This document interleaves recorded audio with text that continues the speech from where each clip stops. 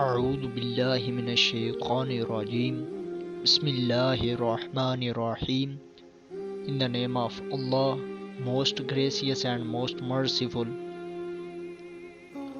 Abu Huraira reported, the Apostle of Allah, peace be upon him, said, "Were it not that I might overburden the believers," and in the Hadith transmitted by Zuhair people, "I would have ordered them to use toothstick at every time of prayer."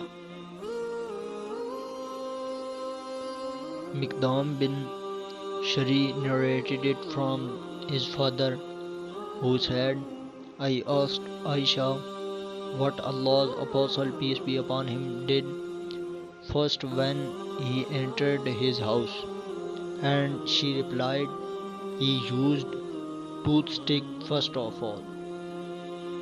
Aisha reported, whenever Allah's Messenger, peace be upon him, entered his house, he used toothstick first of all.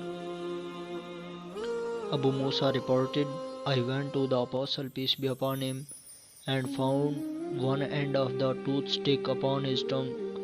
He was rinsing his mouth. Hudhayfa reported, whenever the Messenger of Allah, peace be upon him, got up for Tahajjud prayer, he cleansed his mouth with the toothstick.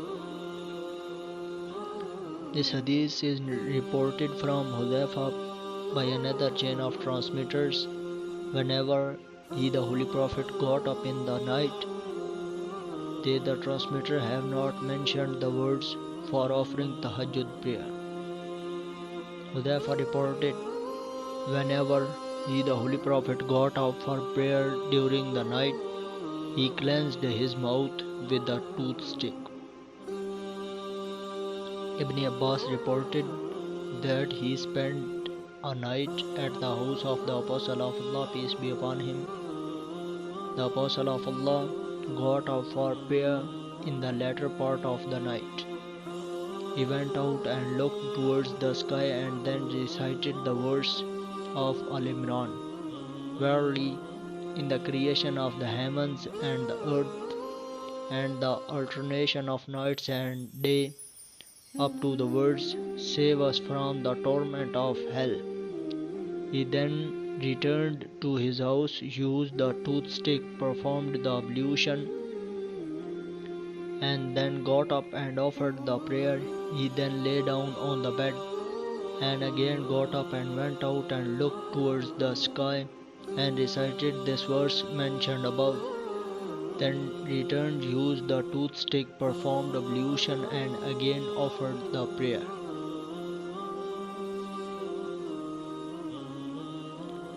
Qutibah bin Sa'id, Umru Naqid, Zahir bin Harb, Sufyan, Abu Zanad, A'raj, Abu Huraira رضی اللہ تعالیٰ عنہ سے روایت ہے کہ رسول اللہ صلی اللہ علیہ وسلم نے ارشاد فرمایا، اگر مومنین پر دشوار نہ ہوتا، اور ظہیر کی حدیث میں ہے، اگر مجھے اپنی امت پر دشوار نہ معلوم ہوتا تو ان کو ہر نماز کے وقت مسواک کرنے کا حکم دیتا۔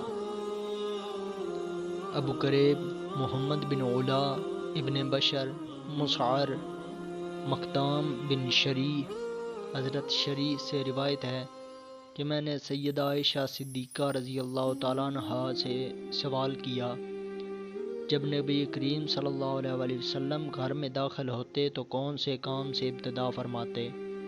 تو انہوں نے فرمایا مسواک سے۔ ابو بکر بن نافع عبدی عبد الرحمن سفیان مقدام بن شری حضرت عائشہ صدیقہ رضی اللہ تعالیٰ عنہا سے روایت ہے کہ رسول اللہ صلی اللہ علیہ وسلم جب گھر میں تشریف فرما ہوتے تو سب سے پہلے مسواک فرماتے تھے۔ یحییٰ بن حبیب حارثی، حماد بن زید غیلان، ابن جریر معلولی، بردہ حضرت ابو موسیٰ اشعری سے روایت ہے کہ میں نبی کریم صلی اللہ علیہ وسلم کی خدمت میں حاضر ہوا تو آپ صلی اللہ علیہ وسلم کی زبان مبارک پر مسواک کا ایک سرا تھا۔ ابو بکر بن ابی شیبہ، حشیم، حسین، وائل، حذیفہ رضی اللہ تعالیٰ عنہ سے روایت ہے کہ رسول اللہ صلی اللہ علیہ وسلم جب تہجد کے لیے اٹھتے تو منہ مبارک کو مسواک سے صاف کرتے تھے۔ اسحاق بن ابراہیم، جریر، منصور ابن نمیر، ابو معاویہ، اعمش، حذیفہ رضی اللہ تعالیٰ عنہ سے روایت ہے کہ رسول اللہ صلی اللہ علیہ وسلم جب رات کو اٹھتے تو سب سے پہلے مسواک فرماتے، اور اس میں تہجد کی نماز کا ذکر نہیں ہے۔ محمد بن مسنہ ابن بشار، عبد الرحمن، سفیان، منصور، حسین، اعمش، ابو وائل، حذیفہ رضی اللہ تعالیٰ عنہ سے روایت ہے کہ رسول اللہ صلی اللہ علیہ وسلم جب رات کو اٹھتے تو سب سے پہلے مسواک فرماتے۔